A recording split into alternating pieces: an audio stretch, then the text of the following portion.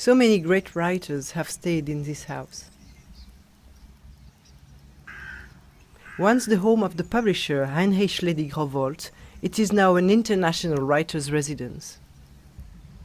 It's your first time to take part in a residency? Yes, the very first time I've been in a residency, and for many reasons it's been a wonderful experience. I mean, first of all, of course, the time you get not only to write but to think and sort of visualize what it is that you're going to write, especially for me, because I'm at the beginning of a piece of work. I just brought out this book in January, so I'm on to my next work, and the quiet and the ability to think about how to plan out my work. But apart from that, it's also been in the conversations that we have. Suddenly we fall into conversation, and it could be here, it could be at the dining table, it could be just while looking out at the lake, and in those conversations I think we've talked about what it is, the craft of writing, how someone might be stuck at a particular point, how one gets past those little hurdles. I wrote this right before I was coming here. Let me test it out on you and see if you think I should read this one. It's called Questions for the Mariner. How could you forget the sea if only for a moment? Forget the waves, the gulls, the drawings in the sand. Forget the currents beyond the breakers. Forget seaweed and dolphins and squid.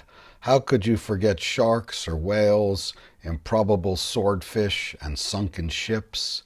Did you forget how our earth, like your body, contains mostly water, and that you are a creature swimming through the world with your own sea inside you? And also then just the human factor. I mean, the train from Lausanne, you could tell who was actually going to this festival and who wasn't. You could see among the people there, you could guess who was going to go to this festival and who wasn't. So the Lavigny is, by any definition, a fantastic place, a lucky place.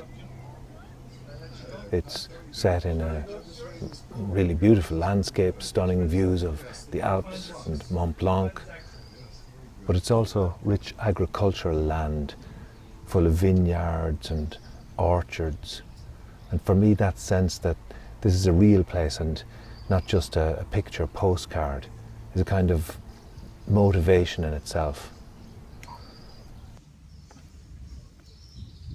Effectivement, comme Madame Muller l'a dit, le roman parle de jeunes musiciens qui tentent de trouver un peu leur voix, mais il y a aussi en parallèle la vie. On suit aussi un musicien plus âgé qui lui fait un peu partie des meubles d'un orchestre et qui est un peu plus blasé et qui vit des difficultés avec sa maman vieillissante.